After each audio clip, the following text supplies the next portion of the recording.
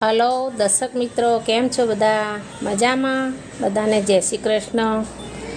આજે આપણે શિયાળુ પાકમાંનો એક ગુંદર પાક બનાવવાના છીએ, તો તમે આ વિડીયો છેલ્લે સુધી જોજો। સૌ પ્રથમ આપણે કડાઈ લઈશું।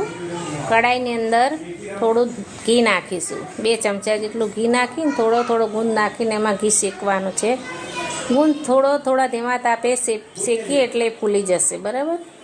એકી સાથે નાખવાનો કિલો ગુંદ લેવાનો છે, આપણે બાવળનો ગુંદ લેવાનો છે। 1 કિલો ગોળ જોઈશે, 750 ગ્રામ ઘી જોઈશે, પછી એમાં ગંઠોળા 50 ગ્રામ, 100 ગ્રામ કાજુ અને બદામ લેવાના છે, અને 250 ગ્રામ ટોપરું, 50 ગ્રામ ખસખસ।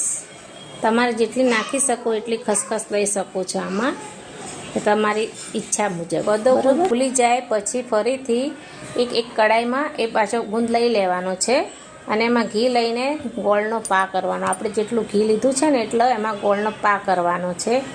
પાયો સહેજ ગરમ થાય, વિડીયોમાં જોઈ રહ્યા છો, એટલે એ પ્રમાણે ગોળ ઓગળી જાય પછી તેમાં ગંઠોળા પાવડર નાખી હલાવવાનો છે। ત્યારબાદ ખસખસ, કાજુ, બદામ, ટોપરા બધું ક્રશ કરી નાખવાનું છે। તમે મોટું નાખો તોય ચાલે, દળી નાખો તોય ચાલે। ત્યારબાદ થોડી વાર હલાવ્યા પછી તેમાં ફૂલાવેલો ગુંદ નાખવો અને હલાવતા રહેવું।